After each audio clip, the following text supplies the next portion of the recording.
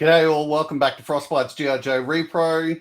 We're here today with probably I would say, the most extensive and prolific collector in Australia.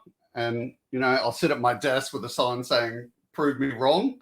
We're here with Rod Adamo today. So, Rod, how are you, mate?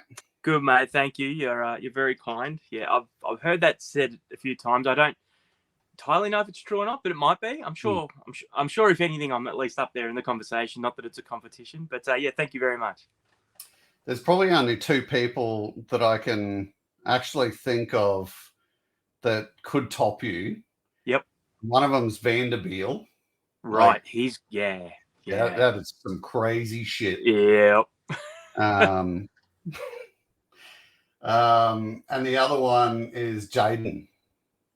Yep. But I can't say anything about Jaden's because I can't get him on camera and I haven't seen photos.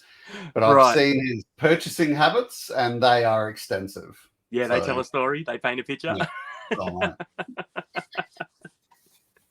I sort of find with Jaden now, like I have this cheeky relationship with Jaden of like for a while he's just been able to just smash people in an auction. Yep. And I think people like yourself, and I'm starting to slowly creep there of, you know, we'd be a band of people I would call the deniers. Right. Yep. And it's like, I don't know if it's a great reputation to have, but you become a little bit notorious. I know what you mean. Yeah, it's all fun. For sure. Like we mentioned in the last video that we did with you, there's no love-hate relationships with this. It's all what I would say is just love for fellow collectors, and there's a real consideration in the community about allowing people to just get what they need and move on. Right.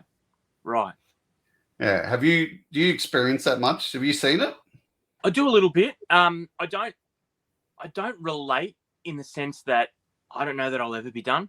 So I think for me, there's no real end game. You know, like I think some collectors have very much a focused mindset and an end game. Like once I get this specific series, wave, line, whatever it is, I'll be content. And I wish I felt that way. I really do. It'd be a lot easier and a lot easier on the wallet, obviously, but also easier just on my attention span and my levels of, I need to find this, where am I going to seek that, all that sort of stuff, I think.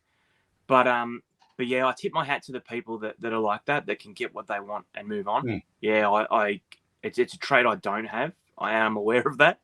But I'll always be looking to the next thing. I know that, and I've always been that way. I'm 44 now, 45 this year, and as long as I've been collecting, which is pretty much my entire life, I've always been, that's great. What's next? Yeah. Yeah. Oh, there's really nice people, mostly that I experience in the Misfits group. Yes. There's another Vanders, and I'm really sorry if he watches this. I think his last name is Vanderlout, something like that. I'm just having a total memory dump right now. But there's been numerous times where I've bid on something, and there's some real heavy hitters in that group, and I've just said, look, I don't have this at all, and I just want one, and then I'm not bidding on any more ever again. And the amount of people that will just really nicely just go, you know what, if that's all you need, that's awesome. That's awesome. That's really, really cool. Yeah. Yeah, I don't know that I've encountered it. I mean, I know I've had times, especially like with yourself, where you've kind of typed in an auction, in a live auction, you know, that's yours, Rod, congrats. And just, you know, I'm stepping out, and, you know, and like, I love when I see that. Auctioneers as well, that will often say, well, if you need that, I've actually got another one, and you can have it for the same price, or, you know, or even they'll put something up and then they'll say, you know what, just claim it. If you need it to complete a set. I actually got a message from Shano during the week. Yep. There was a Motu Origins figure. You can see those behind me. Yep. There's just a couple I need to be complete. And Okay. Trapjaw is one of them. And when he visited me mid-year last year, he asked me if I was complete. And I said, there's a couple. And the only one I mentioned by name was Trapjaw. Yeah. And little did I know that he'd filed that away. Yeah. And I got a message just during the week of him saying, guess what I've got? Guess what I found? And it's a Trapjaw. And he said, I'll bring it down to the collector fair. In a couple of weeks' time, I've got your back. And I was blown away. I mean, Shane's a great dude and he's a mate. But for him to kind of mentally store that and to know if I ever come across one, I know the guy who needs it. And and like that's kind of like what you just mentioned, where people will say, well, if you need it, it's yours. I just think that's amazing. It's amazing. And that's what a true toy community is. That's what any community is. It's fantastic. Yeah. Yeah, I still, Jordan Sadati told me like a year and a half ago that he really, really liked this Leonard the Corps gunship thing. Right. Like an armored boat thing. Yep. And I still annoy that guy whenever it pops up in a for sale group and I see it. Yeah. Always like tag that guy. Yeah. And that's another thing. That's a great point. The whole tag system.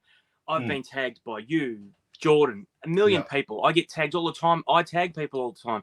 And it takes 2 seconds, but you see something that you immediately mentally associate with a certain collector. That's something that might be up his alley. Ben Tubbs. If I see Indiana Jones stuff, I immediately tag Ben Tubbs. If I see Chewie stuff, I tag Ian Teferi. Like, it's just, there's certain things, and I don't never like to pigeonhole collectors, like, that's their thing, and, that's all they collect. But you do also know, I think you're right, where Jordan might be interested in that. I'll give him a tag. The worst he's going to do is look at it and move on. But it doesn't hurt to help. No. Okay, so you mentioned before that you're always searching for that next piece. If you permit, let's go back to your childhood. What were your first toys? Do you know? Yeah, definitely Motu. Definitely He-Man. Okay. Yep, they were the first ones my mum ever, when I was little, started getting me. And I'm the oldest of 4, so we go in twos. So it's me, then 2 years my brother, 2 years my brother, 2 years my sister. So by the time I got Motu, my brother was also old enough. So I got He-Man and Battle Cat. He got Skeletor and Panther. Right. And then it built from there. But my mum, when we were kids, she had a really, really rough childhood, like super rough. So she just loved to make sure we had, even beyond what she could probably afford at the time, my dad and her could afford, she would always make sure we had toys all the time, constantly getting us the new things. We were super, super lucky. And that was how she showed love a lot of the time, just by getting us toys. So Motu, I reckon we had, if it came to Australia, we probably had it. And, and like, she'd look around like, how are we going to pay the power bill this week? But we'd have every He-Man figure. Yeah. It was a little, I'm sure other families looked at us like, are you serious? I grew up in a pretty rough neighborhood. For the people in Victoria, I'm a Broadie boy, and I have been all my life. And, like really like low economic status. Yeah. But we never wanted for anything, to be honest. We were loved, and we had all the toys in the world. Very, very lucky.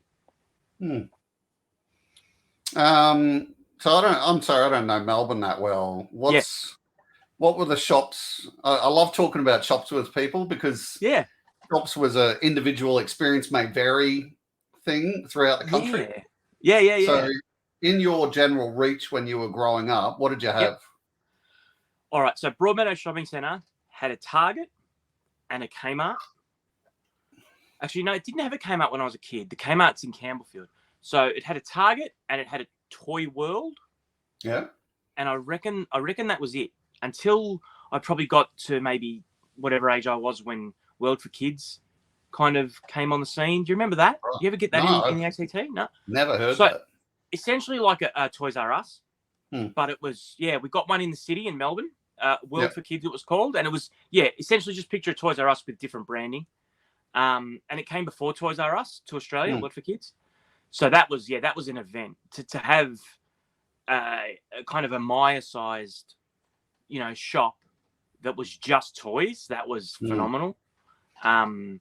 So World for Kids, Toys R Us later on down the line. But yeah, mainly Target and a Kmart that were nearby, and a Toy World. They were my big three. And then occasionally my mum would come home. If we ever went to I never forget, I got the Tiger Force Joes from a Coles shopping center, Coles grocery store. Yeah, just hanging on a peg at the end of an aisle. Yeah. Couldn't believe it. Yep. And I was in Rosebud in the country of Victoria. And we wandered into a Coles to get some groceries, and the Tiger Force Joes were hanging on a peg, and my mum was like, "All right, you three boys can all pick one." That's just unbelievable. Yeah. My brothers I got Psych Out, my other brother got Tripwire, and my other brother got Lifeline. Yeah. Not three characters. I would say would be part of a force. Absolute jobbers. Jobbers. but how I wish I had him now on card. Oh yeah. So are any of those places still in their original locations? Like, can you go to Kmart that you went to as a 10-year-old boy and stand in the same location that the toys were in? The Kmart I can. The Target and the Toy World are long gone. The Kmart, amazingly, 40 odd years later, still there. That's phenomenal. Yeah, it is. It's now a 24-hour Kmart, so you can go there anytime you want. I could go there right now. You should. That'd be a good thing on your Insta, mate. Of just taking a Joe down there and standing in that aisle and taking a photo of yourself. Yeah, you're onto something. That's pretty cool. It's funny that you touch on that, those childhood memories. And the other day I found some old little square photos, the old, not Polaroid ones, not the instant ones, but they came out and they were square. And it's like me, on a Christmas morning on my parents' bed, begging my dad to tear open the Castle Grayskull box so we could build it. Yeah. And I was like, who knew? I wish I still had a lot more of those photos of all my Joes, I used to pose with them and get my mum to take photos. Couldn't tell you where they are now. But I think that's even collecting today. That's if at least for me personally, that's a lot of why I collect still. It's it's chasing those old memories and that feeling. I think I have a lot of theories about collectors and why we collect and why we do what we do. But I strongly believe that I do it because it's a simpler time, it's a less stressful time. Yep. And any time I think about those days, it makes me happy. And if I ever look at figures from those times, it makes me happy. And everything else just goes away. All the stress, all the worries, the world's problems, my personal problems, whatever it is. Yeah. When I'm surrounded by this stuff, all that just goes away. And I think that's constantly what I'm chasing. So I've got a very good mate of mine who's a psychologist, and she's got a doctorate specializing in trauma. Okay. I'm going to try and get her on the show in the future. That'd be good. Yeah, we have chatted to her before, and we've asked that question. Yep. And it's to do with, and forgive me if any psychs are watching right now, and this is wrong, but from what I remember, it's a psych thing when you imbue objects with feelings. Right. So, and she's explained this to me before, when you hold that low light or that hit and run, it represents, it's not a toy, it's an imbued piece of material that represents a safer, happier time for you. Yeah, I'm completely on board with that. Yeah, I totally agree. It's great. Yeah. Yeah. And it's not hurting anyone. So, yeah. No. Yeah, exactly. Okay, so you said you're the oldest of four. Yep. Boys, all boys or some girls? My sister is the youngest. So me, two brothers, then a sister. Yep. So you mentioned the Motu coming in there. What was the entire chain like growing up with those brothers and sisters for toys? Yeah, it's bittersweet because what tended to always happen was as I aged out of a line or a series, a lot of it would go to my brother and it would be passed down. So now going back, so one of my brothers, he still has all the old Joes that we had, all the old He-Man, Transformers, Turtles. Right. And not long ago, I kind of went and said, can I get some of my Joes back? Because I'm collecting them all again, recovering them all. And he was like, well, they're my Joes. And I was like, oh, well, he's not wrong, because they were his Joes, but they were mine first. Yeah. And I was like, there's some gray area here, and I don't know how to navigate this with him. So I kind of just went, I'm not going to argue with you over this. So we get along. So there's, we actually work together. So I just went, all right, man, that's cool. I'll just get him myself again. And he coughed over a couple that he remembered were my absolute favorites. Yep. So that was good. There was a little bit of compromise, but yeah, he's a real hoarder. So it was always going to be him that kept everything. Yeah. But yeah, that happened with most toys that we collected. I'd get them.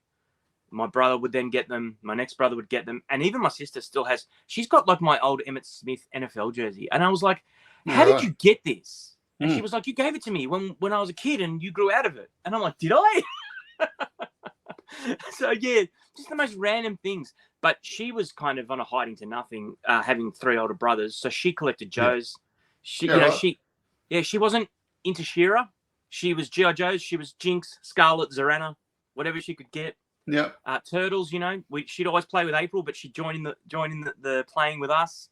RC in the Transformers, like whatever she could get. And unfortunately for young girls, those toy lines were quite underrepresented. But yeah, there was always 1 or 2 that she could kind of latch onto, Evil Lynn or whatever it was, Teela. Yeah, and then that's what she would do, and she'd play with us, and she loves it as much as we do.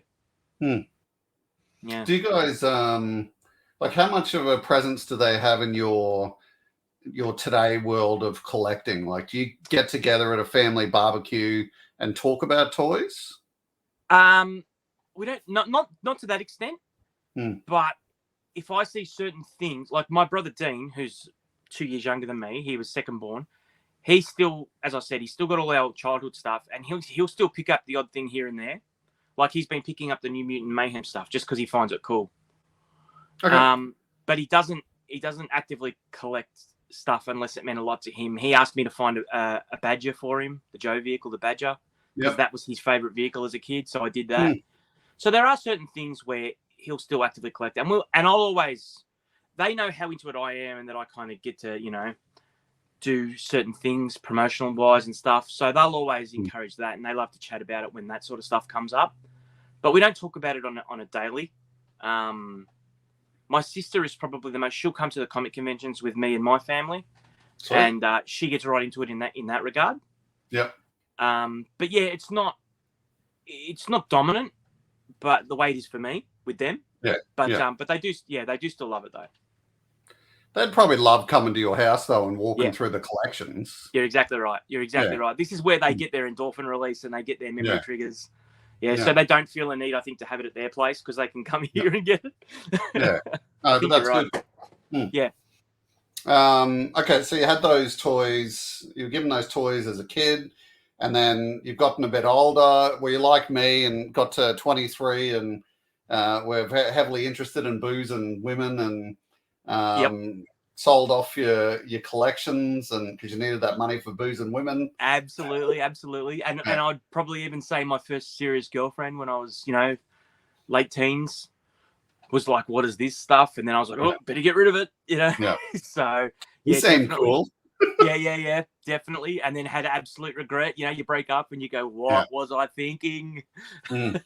So, yeah, and I would strongly say that to anyone out there who might be watching, that don't let anyone else tell you that you should be a certain way or, don't be yourself. Like, there's no harm in collecting and it's not hurting anyone and it's all, whatever. But no, definitely, I definitely did that in the early years. I've had, that was probably the only time where I really phased out for a couple of years and then had to kind of get back into it. Yeah, but other than that, I might have stored stuff and then pulled it back out, but I've never opted out completely since then. Okay. Yeah. Yeah, I think 2024 is definitely, I think we're at a peak of how we treat people. Right. There's still obviously issues around, but for the sake of people just doing what they want to do, and people, the majority of people not giving them shit for it. Right. We're at a pretty good time. Yeah, I think you're right. Yeah, we've finally seemed to have achieved some semblance of acceptance in that regard, that no one gets judged for what they're into. If it's not hurting anyone, let them go. Yeah. I recently made a couple of purchases of things called wuzzles.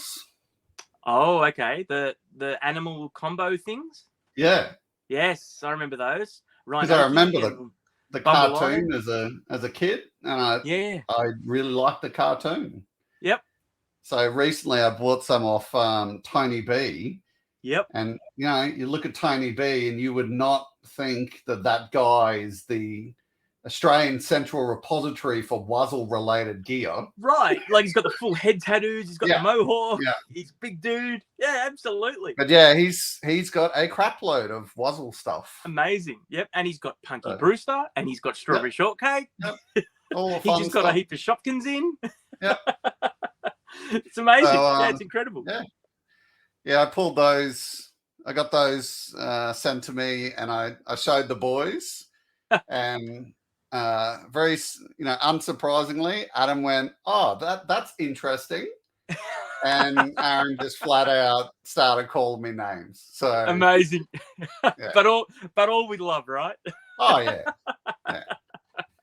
But yeah, we're at a good time now. Like, for sure. If you're more concerned about what people are thinking about your collection, then you're probably in it for the wrong reasons. Yeah. I've always said that if you collect trying to get the biggest collection or the best or the most impressive, then you're in it for the wrong reasons, because it's the only person you should be trying to make happy with your collection is yourself. Yeah. Yeah. Yeah, I find it weird at the moment. The mocks that I was showing you yesterday. Which we need to chat about. Yeah. Yeah, I've got G.I. Joe mocks, but they're just not the right era for me. Right. So whilst I'm really happy that I've got them and I can put them in acrylic and they're going to look sweet, I really have to be careful about how much stuff I have. Right. And they're just not hitting the right era for me. So that's fair. Yeah. Yeah. Yeah. See, I totally get where you're coming from. I've got this. It is a problem. It really is. But I'm an all-in guy. So once I start something, and that's not just in collecting. That's in everything. Like that's work, whatever it is. If I'm going to do something, I'm going to give it absolutely everything. Like, when I get out of bed in the morning, go to work, I'm gonna come home with not an ounce left of energy left in me. I do physical labor at work, so and that's the same with collecting. Like if I'm gonna collect Joes, I'm gonna get them all eventually. It'll take me some time, but I just know, and like my wife knows how I am, the kids know how I am, my friends and other you guys know how I am. I'm just not gonna stop until I'm done, and then when I've done that, I'll be like next. So, and that's a me thing. That's a mental thing. It might be a condition. I don't know. But that's just how I'm built, and I wish that I had what you just said, where you can go, well, that stuff isn't. I can carve this little section out of a line, and that'll do me, and that'll make me happy, and I relate, like I do get it. It's just not like I wish I could do it. I wish I could. Yeah, it's it's really hard to do. Don't get me wrong, and it's. Like I smoked for 21 years. Right. And that's a flat out addiction. Yeah. But dealing with, getting rid of toys that may not have been in your childhood, but they were really close to your childhood and they're ticking mock boxes and they're ticking, just sweet boxes. Like that shit is difficult. Yeah. And you just got to do it, Like I quit smoking and now I can do this. Yeah. Wow, that's No, it's admirable. I see it as a character flaw in myself that I can't do that. I genuinely do. I think I'd be a lot less stressed in terms of chasing some stuff if I could do that. But if I could just, I think the first step would be just to narrow it to stuff I had as a kid. And I know a lot of collectors do collect that way. They say, well, I'm only going to collect the specific things that I had as a child. And that would probably be for me where I'd like to have it be. But if I'm like, well, when I was a kid, I had 5 of the 8 Ninja Force, let's say, in the Joes. Yeah. It makes me feel a sense of achievement as an adult to say, well, as an adult, I was able to get all 8. And I was able to complete something that I started 40 years ago that I never finished, if that makes sense. So that's kind of how I see it, I guess, that as a kid, your dream was always, I'd love to have every figure. Like, I'd love to have all the Autobots. And it was never achievable as a kid, I don't think. It's just because they just kept coming, toy companies knew how to get you. And and unless your parents were Steve Jobs or something, you probably never had every Transformer that came out from 84 to 93 or whatever it was.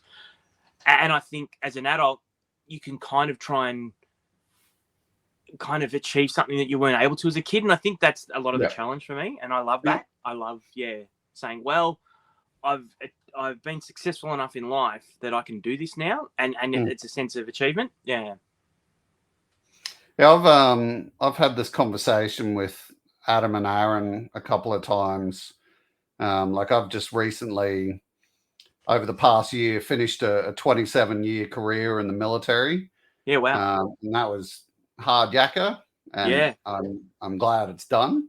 Yep. And now, I'm working in a position that pays more, and and I've said it to them a couple of times because they make their jokes of Lenny's buying the internet again. But I just I can afford stuff better now, and I'm just more relaxed. And if I want shit and it's a good price still, like, I'll just get it. Yeah, exactly. Yeah, that's And like, I understand that everyone has different levels of how much they can spend, because it is a luxury hobby. There's no two ways about that. It absolutely is. It's not. If you can't afford shit, like, if you can't. I always watch the when you're watching the auctions with Shano and Greenie and stuff like that, and Chrissy B, and like, it's every seller, and they say, oh, happy to do payment plans. Right. Whenever anyone says that, I sort of think to myself, well, if there's a payment plan involved, maybe toy collecting isn't for you. Yep. And I don't mean to say that as a dick. No, I think it's fair. And I do think people, unfortunately, have a tendency to overextend themselves in the moment. They get caught up in the moment. For sure. Yeah. No, I think you're right. Yeah, I want to make sure, like I'm definitely not saying that to be elitist or anything like that. No, I totally get where you're coming from, and I agree. It is totally a luxury hobby. It is. It is. All of it is. I mean, none of it's necessary. Like, keeping the power on and the water running, that's what matters. Yeah. And you get these people where you might sell something and then you're chasing them for payment, or and it's like, and I get that sometimes. Like, there's been times where I've set myself a budget where I'm like, oh, I've gone a little hard this month, or I'm going to budget myself. And the only way I can justify buying something is if I say to someone, can I give you this much for a couple of weeks, because I've stretched out the limitations I put on myself. So I get that. But then there's people that are like, well, I only have $10 in my account. So can I give you $10 for the next 4 weeks? And it's like, this is not, you shouldn't be living this way. And I'm not your judge, jury, or executioner, but I feel a sense of responsibility if I'm selling you something and you're telling me you can only give it to me in $10 installments for 5 weeks. I'm like, this doesn't make me feel great about taking your money. I remember one auction with Greenie, and I missed out on something. I think I just couldn't afford it. Like, someone, probably you probably flogged me. Someone beat me, and I was talking to Greenie after, a week after the auction. I said, man, I'm really, really down about missing out on that thing. Yep. And I remember he just said to me, mate, all of this stuff was produced in such large amounts. Yeah. It's gonna come back again. And then it's gonna come back again. And pieces are just going to keep popping up. Do not feel bad. Yeah. It's going to come back again. And I'm like, yeah. Oh, that's great. Thanks, Greenie. Yeah, he's not wrong. He's not wrong. I mean, he was a genius, and yeah, he's dearly missed. I think, yeah. Obviously, there's a few exceptions to the rule, like a flag doesn't come along every day, or no, that's right. But you're absolutely right, and he's absolutely right, and that's a lesson I've had to learn too. It is. It's like sometimes, and I struggle. That's another thing I struggle with. I'm not very patient. Like I'm like see ball, get ball. So. So often I'm like, well, I'd rather just grab it now, and even if it means I have to overpay now, it's done, and then I don't have to worry about finding it later. But yeah, I mean, patience gets rewarded in collecting. Yeah. Absolutely. Because the other aspect to that is you missed out on that auction, and that dude bought it, so now you don't have to compete against him when the next one comes along. So you know what I mean, like. Unless it's a Viper and the person is Jaden Jarvis. Yes. Or does he do Desert Scorpions as well, I think? Yeah. Yeah. Literally, like, he's put up a photo of all of his Desert Scorpions. Yeah. And just recently, I got a Desert Scorpion, just a figure, and it's got its weapons, but no pet. Yep. And I've been chasing one for years. Yeah. And I just recently got the figure. And meanwhile, he's, him with his 80 Desert Squirrel. I'm like, this many of them. Yeah, insanity. Yeah, it's like, so that's where they all are. Yeah. And I think Bevan Studd does it with incinerators, I think. Yeah, He's right. got like this massive incinerator collection. I'm like, you dudes and your fetishes, give some to the rest of us. But no, you find them. You come across them all. It's just, it is very much a patience game. And like I said, once most people get the thing they want, it's one less person you've got to compete with the next time one comes along. So, everyone gets one eventually. I have that bad mentality of not leaving a figure behind. Like, literally, it was either Tony B's or Marty Owen's auction a couple of weeks ago. They put up a few Joe figs. One of them was Globulus. Yep. And I thought, I can't leave this here. Like, I've already got one, but I'd just get it. It was cheap. Yeah. And then I literally received it in the mail, and Aaron said, I actually need Globulus. And I'm like, sorry. Just send me the money, this money of exactly what I paid for it. Yeah, and here's the postage cost, and I'll send that straight off to you. That's great. Yeah, it works out. That's awesome. Yeah, but just that weird thing of I feel bad leaving stuff. I get it. I remember I was at the family and I went to it was like a toy fair type thing, but it was out in Ballarat, country Victoria. Yeah. And I had no expectations, but we went down there for the day, and this guy was selling off his old Joe collection, and he just had a tub, and he had vintage Joes at $3 each. And I was like, I nearly fell over myself. And I was like, oh my. And then he says, give me them all. Well, this is the thing. Then he says, if you buy a few, I'll go cheaper. And I'm like, so I think I was so frazzled at just stumbling upon them. I only grabbed the ones I needed. And then, I was frazzled. So I take them all. Well, I buy the ones I needed. I pay him. Yeah. He gives me a haircut on the total. We walk off, and I'm saying to Steph, my wife, I can't believe he was selling those for $3 each, and I can't believe I got this bag of Joes at it will get to like $2.50 each. And then she's like, well, why didn't you grab the rest? Yeah. And I kind of stopped. I was halfway away from the table, and I stopped, and I thought, why didn't I grab the rest? So then I looked at her, and she looked at me.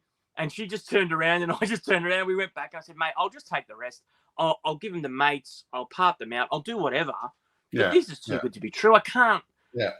I'm not trying to rob someone else of a find, but at the same time, I can help some guys I know that are looking for certain figures and upgrade some of mine that are beaters, whatever it is. But crazy. And sometimes, it's just like you just got to get them all because leave no man behind. That's the thing. I need to ask my my psych mate about that as well, because I reckon there's hoarding, there's imbued objects, And then there's that, like, can't walk away from that. Yeah. There's something to that. Yeah, for sure. All right, so we've got the same, like, we both hit 23-ish and then sold all our shit off. I actually kept all my comics though. That was a weird thing. Like, sold all my toys, every one of them. Wow. But kept my comics. And I don't know why, but I've still got comics from my childhood. Wow, that's cool. Yeah. And then met a lady, got married, and had kids, and then started collecting everything back. Yep. Is that what you did? No, not quite. So I was already back into collecting before I met my wife and had kids. So my kids have grown up with kind of this stuff being around, and they don't. Yeah, they've got their own things. Like my son's big into anime. Still loves Marvel and stuff, but anime's where he's at right now. And my daughter has her stuff that she loves, but they would never. And I think it's just because it's always been around, so it's never been strange to them or different or unique. Yeah. So they've never really shown an interest in this sort of stuff. They've had their own toys, My Little Pony, whatever it is. Yeah. But yeah, they grew up with this stuff. It was already all back, so to speak, when they came along. So yeah, so my wife kind of knew what she was getting into when we met. Yeah. That's probably a good thing, right? Yeah, absolutely. And she's fully on board now. She loves the hunt. She loves going to the shows and looking for stuff. And she doesn't love so much when I say I've found a Terradrome, but she loves most of the other stuff. I would love to have a Terradrome. I think I don't need a flag. Yep. But a Terradrome is a sweet thing. Very cool. Yeah. Yeah. What does your missus collect? She collects Disney stuff. So especially like Mickey specifically, like Mickey stuff, not so much broad Disney. And then Haunted Mansion. That's her favorite ride at the park. Right. So she loves Haunted Mansion stuff. Loves any Disney stuff that's Halloween themed. Yep. Yeah. So Disney, but in a narrower, because Disney's so broad, like most things. But more a Halloween type focus. So I'm guessing she's probably a big fan of that franchise. Yeah. Loves Nightmare Before Christmas. Absolutely. Yep. Yeah. Yeah. And how much space does she get in the house for her stuff? It's a good question. So our bedroom is all her Disney stuff. Jeez. Our living area, where we sit, there's a little bit of Disney in there. She also does. Now you're probably going to go, huh? What is that? She loves Ray Dunn. Yeah, I don't know that. Exactly. So Ray Dunn is like this lady who designs these mugs, and they have a specific font, and they'll do like puns, like "Happy Fall, y'all" for fall, and all these weird like weekend vibes, and all these just motivational things. And they're a very specific font, and that's the TK Maxx stores in Australia. Yeah. So they're exclusive to those stores, and there is this crazy like collector base for them, predominantly women, and they'll just, as soon as they hit shelves, they'll sell out. They'll everywhere. They're just coffee cups though. Well, there's cups, plates, bowls, canisters, sugar jars, but it's all kitchenware pretty much. Yeah. Tea towels, but it's all the same font, and there'll be colors, there'll be themes, and now they've gone into DC, Disney, Wizard of Oz, all sorts of, like, they're starting to get licenses. So that, and she is hardcore into that. We have cupboards and cupboards of the SH1T of it. And it is more stressful than toy collecting, honestly, because it goes quicker and it's harder to get because it's only in TK Maxx's. Yeah. And if anyone jumps on eBay and looks up Ray Dunn, you'll see it's just listings, and it's all, once it's gone, it's gone. They never redo any styles, or they just move on to the next wave. So, but there's this really rare stuff, and there's really nice big stuff. They do Christmas. Yeah, it's insane. It's a whole subculture, and she's big into that. So the kitchen is decked out in Ray Dunn, and also it's regionally, it changes by region. So Australia only gets some of the Disney, not all of it. So I've got some mates in the States who have found her like Coco, and what's the new one with the Madrigal family? What's that one called? Wish. I'm going blank. No, just before Wish. Was it Soul? No. It doesn't matter. Anyway, it's the family, and yeah, so she's got heaps of that stuff, and Buddy the Elf, Will Ferrell, in this Ray Dunn style. So yeah, Frozen, all that sort of stuff, and she's hardcore on that. So that's a whole other thing that. And then I get asked when I'm out looking for toys, can I go to the TK Maxx and check if there's any Ray Dunn? So we kind of we tap in and out for each other. She just came home this morning from Kmart with some. She finally found the Turtle Tots for me from the Mutant Mayhem line. They've been a hard find.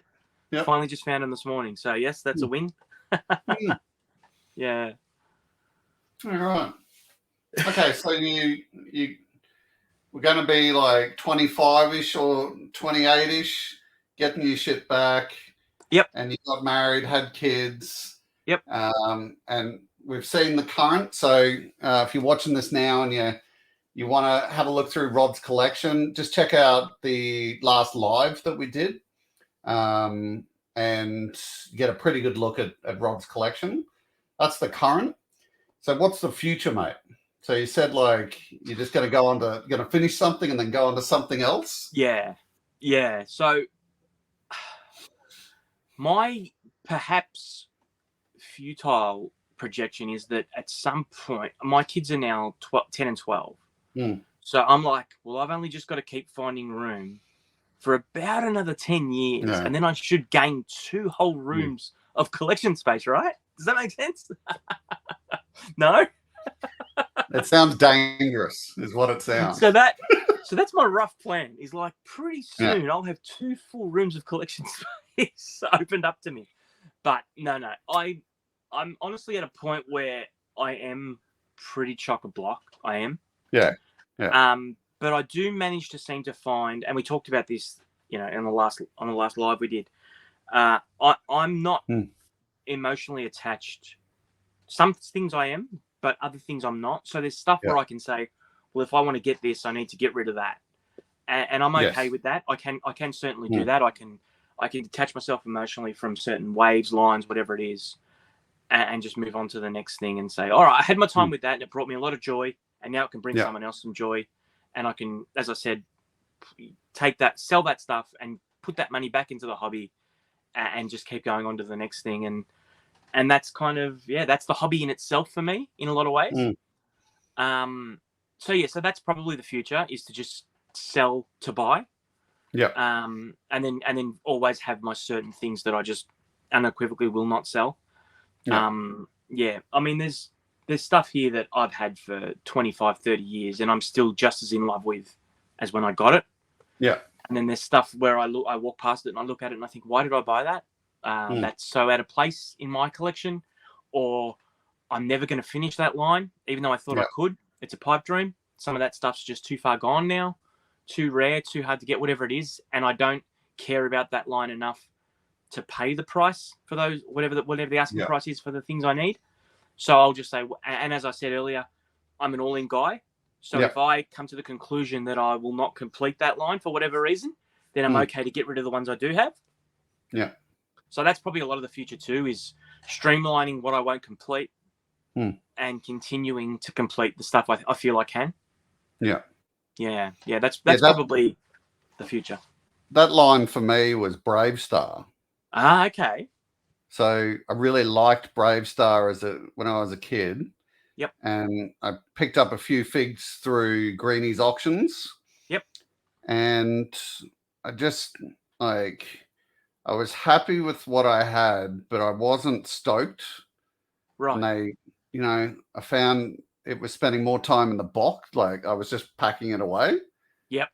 And in the end, I was just like, not really doing anything with this. So I just cleared out everything I had, and now it's just a memory. So, I can relate to that. There's things I've gone, well, I bought from a Tony B auction. I was like, man, I used to love ring raiders when I was a kid. Remember those, the ring raiders? Yeah. You actually put the rings on with the planes. Yeah. And he had some up, and I was like, yep, I'm doing ring raiders. Let's go. And that night he put like maybe 4 different ring raiders little mini sets up, like 3 at a time, and I bought them all. And they came, and I was like, yeah, ring raiders, and I put them on the shelf, and I've still got them. Yeah. But then I looked at it and I went, man, do I really want to go down another rabbit hole? Yeah. And the joy I had of getting that little bunch of them was enough. I realized I was like, that was enough, man. I got the buzz. I remembered, I relived my ring raider time. I've still got the ones I have. I'm not in a financial position where I need to get rid of them, and they're small. They're not taking up that much space. So happy with them to sit on the shelf, but I'm not going to, because I was at the toy fair and Tony had the base, and it's this massive aircraft. It's huge. And you put all the ring raiders on it. And I looked at it and he was like, oh, $200, bro. And I was like, oh, I could get this, and then we could be really on the way, sort of thing. You know, like this is the big piece, the big ticket piece of this series. And I thought, but if I get this, there's no turning back. Like this is, you're in then. Yeah, I'm in. And that was where I went, all right. I said no, and then I let it go all day. I walked around the show, the toy fair, and I had no regret. And I was like, all right, I've made the right call. If I thought to myself I should have grabbed it, I probably would have gone back. Yeah. But yeah, that was an important moment for me, and that was one of those learning moments. I think you're still learning, you know, with collecting. You learn something every day about I shouldn't have done that. I should have done this. You know, I shouldn't have got in that argument with that bloke, or I should have just paid that price. We were talking about something off air before we started about an auction. You know, I learned something from that, like about buy it nows, and like you're still learning, and everything's growing, and making sure you don't make the same mistakes next time. So interestingly, I'm waiting for something to arrive in the mail. Yep. From Marty. Okay. And I bought it from an auction about 2 weeks ago of his. Yep. And I'd had a few rums, and I was sitting with mates talking, and I had the auction on my phone open but no sound. Right. And I saw this thing come up, and I thought it was something else. Oh, no. And that mixed with a bit of hold my beer. And I just bid that thing to the death. Oh no. And it was not what I thought it was. Oh God. And I couldn't hear him, but he would have been laughing, because after I've asked him about it now, he said, man, I'm like, what were you doing? Why were you bidding on that? Wow. I said, I thought it was something I needed. He's like, no, man, no. Oh no. But you bought it. Yeah, it's yours now. No back. So I'm waiting for that to arrive, and I'm going to do a video on it of, don't drink and bid. That's hilarious. Well, and like we just said, and like you've just shown, you learn something every day. I learned that. Won't do that again. It's actually cracked me up how entertained, and this has made Marty laugh so hard every time I talk. I was in his auction on this Friday night just gone, and I said, oh, you got any more of these? And he's just started like bellowing laughing. Yeah, exactly. Yeah, and there's always a story. I think that's a big part of collecting too, being able to attach a memory to when you got something. Like, even as much as when you're a kid, if it's about playing with it, I think now when I buy stuff, I attach core memories to how I got it, whether it was in an auction, whether I hunted for weeks in stores, whether I ended up paying too much, whether I, had a mate tell me where I could get it, whatever it is. You do attach these memories to everything. Like, I've probably got a story for most things. When Adam came and visited me not long ago, he's so good. And I know he comes from a journalism type writing background. And when he left, I was struck with the realization that he's such a great listener, and he got these stories out of me that I never thought I would have told him, because he'd be like, what's the story behind this? Tell me about this. And he just let me talk, and he just listened. Great listener. And it made me realize everything in here has a story, how I got it. Even the smallest, most trivial thing that's sitting on a shelf. Yeah, I have a memory about how it got there.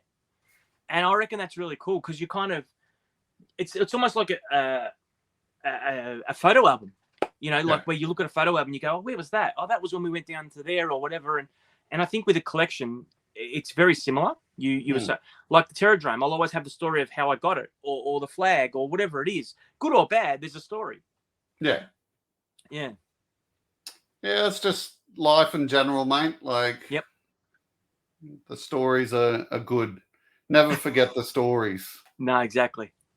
Let me just show you this.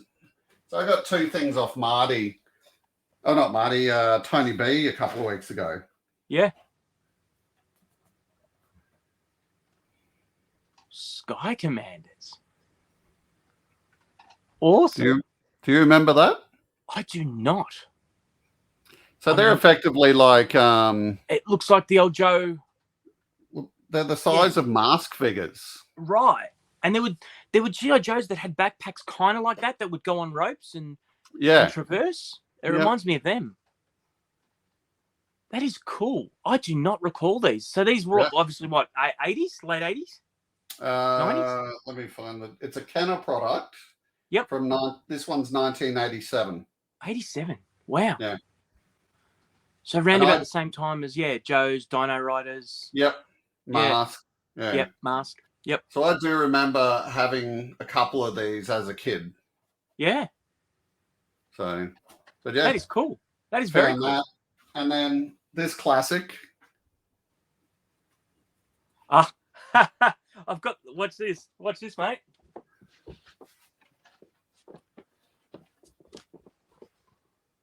There you go. That's hilarious. That is hilarious. Someone's done me a solid though and coloured in the back of it. Oh no. Mine's got a bit of tape down here. Yeah, right. That's hilarious. How funny is that? We've both got that. Isn't that a great coin set though? Yeah, I love it. Those coin sets, I have great memories of going into a Coles and it was like spend $30 on your shop and you can get a coin and it was a different one every week, something like that. And they did it with, I remember the Ashes cricket team in the 80s. They had a set. The footy, the Herald Sun used to do it with footy and cricket as well, where you could get the team logos as coins. And and these turtle ones, I could be mistaken, but I think it was similar. It was like go to a Safeway or a Coles. I have a memory in my head of in Queensland, because that's where I'm from. Yep. I thought that they used to give you a voucher or something in the Courier Mail, the Sunday Mail or something. Yep. And you would take that voucher back to the news agency after you'd bought the paper and they would give you a coin in exchange. That was how our footy ones worked and our cricket ones. Absolutely, for sure.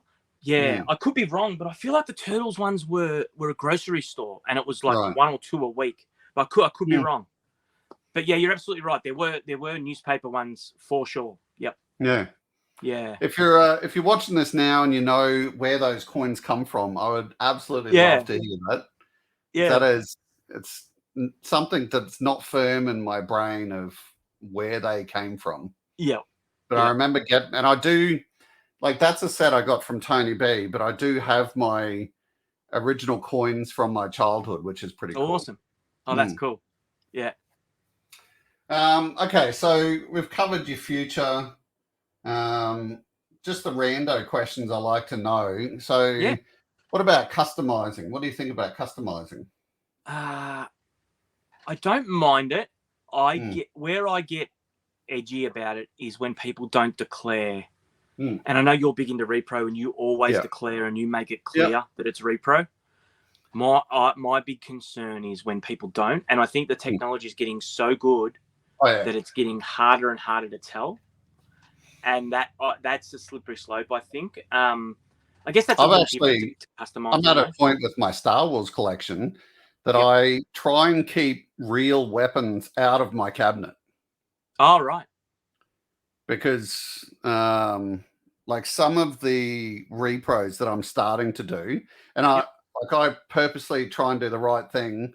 So any of my weapon designs that I do, I have FGR hollowed into a part of the weapon, and it's tiny. Cool. Like it's you'll just see a little bit of a hole, but it's actually FGR. Oh wow, that's cool. I do that so that people can never accuse me of trying to do the wrong thing. And you always, like, whether it's your eBay store, whether it's YouTube, whatever it is, you are always so open about it, and I think that's great because there are people that are less than forthcoming with the information. I mean, if you don't know, you don't know, and that's part of the problem too. But there's people kind of selling, Sergeant Slaughter's baton, and then someone will get it and say, this doesn't look right. Especially the microphones, they're so easily done. Yeah. It's a worry. I guess that's a little different to customizing though. That's Repro. Customizing, I don't mind. It's not. I dabbled a bit into customization and buying customs with Funko Pops in the early days. Yep. And then when Funko kind of boomed, and a lot of the stuff that I'd bought as customs got made anyway, I was kind of like, why am I doing this? I'm paying triple for something that ends up coming anyway. So I got burned a little bit, so to speak, with customizations that way, and I think that spooked me a little bit in that realm of collecting. Yeah, I think for me personally, I find there's so much stuff I still need to get that is original. Yeah. That I don't need to. Yeah, I've had custom toys made of my kids. I've had a few custom things done, just various things that I think look cool. Mashups and stuff, kind of Turtles and Joes or whatever it is. That's cool. I like that. Yeah. But if it's like, we never got Big Lob from the Joe movie. We never got him as a figure. I know they did. I know they did a con exclusive years later, but we never got one. So buying a custom, or I've seen recently Jordan got me onto the guy that makes the custom Cobra Commander, and he's half snake, half man from the Joe movie. Oh yeah. That does look good. Cool. It does. It looks cool. And I'm like, man, I wouldn't mind one of them. That's one that'll get me. And I said to Jordan, I will buy one of those because he keeps making them. And I'm like, I will buy one of those, but then I'll just dip my toe. I don't think I'll go all the way in on customs. Yeah. Yeah, because I think when you're dealing with vintage stuff, like there's a market for vintage stuff. Yeah. Because that isn't whether you think it or think not, like it is an investment of some type. It is. But customs, I think, like they can get dangerous because they're just down to the cool factor. Right. Yeah, good so point. When they're not cool anymore. Yeah. And it's very niche. It's very, very niche. I mean, we're already in a niche industry, so to speak, because you need to find someone that likes Transformers or wants that. Yeah. But then once, like you said, once you go from that, you go even more niche and you go, well, this specific, doesn't this look cool? Remember that one line that was said in an episode and it's been made into a toy and you've got to, if you ever want to get rid of it, you're probably not going to get the money back you paid for it. Not at all. Yeah. Yeah.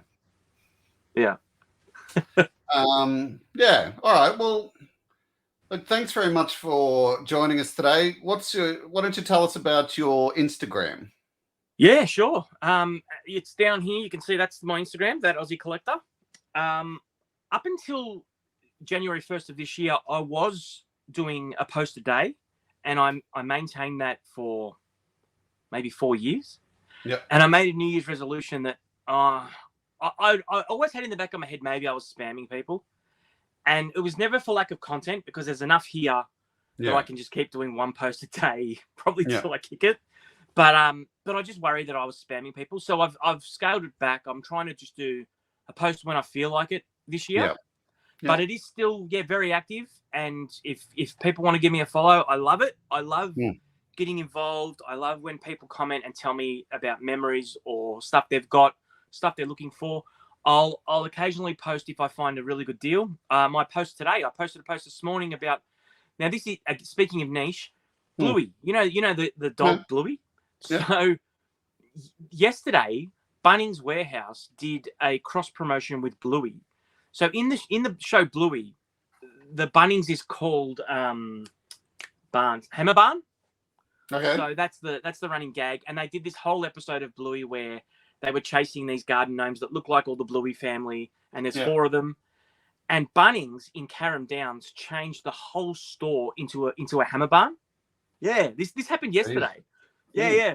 And every Bunnings yesterday morning on opening had the gnomes, and they limited it to 1 gnome of each character per customer. They had bucket hats, luggage tags, tote bags, all this Bluey merch. And my kids love Bluey. Bluey's great. It's great for adults as well. I've never seen it. So we went down and I managed to get a set, and I posted about it, and it seems to have informed a lot of people on my Instagram who weren't aware that this was happening. So I always like to get, help if I can and say, hey, heads up, this is happening here. Kmart have got $10 Marvel Legends, or Reject Shop have got Black Series, or whatever it is. I do those sort of posts. So it's probably a good resource for some people if they want to follow. And I don't always do that. Some of it is quite self-indulgent, and I'll just post shit that I picked up. but yeah, I'm happy to give people a follow back as well. So yeah, it's all about community. And is there a YouTube channel in the future? I don't think so. I think I'm probably too time poor for a YouTube channel. Yeah. I don't have the editing Photoshop type skills. I'll occasionally do an unboxing and just chuck it up as a reel on Insta. Yeah, statue or something. But I don't. Yeah, I dabbled a little bit in it. I was in a comics group, and the guys just wanted to start a bit of a YouTube group, and it was like 6 or 7 of us. So the workload was shared. There was a guy who was really good with doing banners and thumbnails, so he was doing all of that. And we did that for about a year during lockdown. Yeah. But once we kind of came out of lockdown and life got in the way again, it kind of petered out. Yeah. Look, I love it. I love being a part of the community. I love talking about this stuff. I'm so happy you invited me on. I could, you can tell I barely shut up. I could talk about it forever. So I do love it. And if I had more time, I'd love to do YouTube a channel. I really would. Yeah. But yeah, it's just a time thing, I think, more than anything. Yeah. Well, we're very happy that you could share your time with us today. Thank you very much. Pleasure. And I've thought too, maybe we can look to get you on once a month for you to be able to, seeing as you're a bit of an expert on what awesome events are coming to the country and what locations, because you are probably going to be there. Yeah, that's true. Maybe we can look to get you on once a month and have a segment with you. Yeah, love to. Yeah, that's we'll chat about that. Yeah, I can mention one right now. If anyone is keen, next Saturday coming in Melbourne, the original voice of Astro Boy from the 80s. Jeez. She's a lady, which if you think about Astro Boy's voice, that probably makes sense. Yeah. She's never done an appearance anywhere. And how's this for insane? So she was doing so people follow her on Insta. She's like 86 or something. So she's just a little old lady, and was the original voice of Astro Boy through all the cartoons that we used to watch on ABC when we were kids. She's doing a boat cruise, and she posted on Instagram that she was doing this boat cruise and it's going to go near Australia. So a convention guy from Australia reached out in Melbourne, and he said, would you like to do a one-day event where fans can come and get a photo with you, get their Astro Boy merchandise or collectibles signed, and you can do a little Q&A talk for an hour, and then you can get back on your cruise boat and go back home to America? And she said, that sounds like fun. She's never done any appearances, anything like that. Wow. So, yeah, so if you look up, if anyone is keen in Victoria, sorry, it doesn't really help anyone who's not unless they want to travel. First Contact Conventions, look it up. I've got no skin in the game, so I'm not self-promoting here at all. But I will be there. I'm going, and I'm going purely as a fan. But yeah, as you say, I do a lot of that stuff. I do a bit of work for Metro Comic Con, so I'm a guest handler there. I look after some of the celebrity guests. I should say that. That's July this year. But yeah, I'd love to come on and talk about that stuff anytime you want. I think that's I think it'd be really handy for the community and just general awareness. Yeah, and also it promotes that. I'm going to say something weird here, but people actually meeting each other and shaking hands in person. 2024, mate. That's an alien concept. It really is. Yeah. It's just, as I've said those words, it's probably just freaking anyone out that's watching this right now. But you're saying I have to leave my house? Oh my God. I just want to see the Astro Boy lady. She won't come to me. No. All right. Well, thank you very much. Pleasure. If you're watching this now and you're not subbed to the account, please go over, take a look at that Aussie Collector on Instagram. If you're not subbed to my account, please hit that sub button. It keeps me motivated to keep talking to legends like Rod. If you enjoyed the content today, hit the like button and please leave comments. It's really the only way I know if I'm doing a good job or not. But apart from that, thanks very much, and we'll see you all in the next video. Thanks.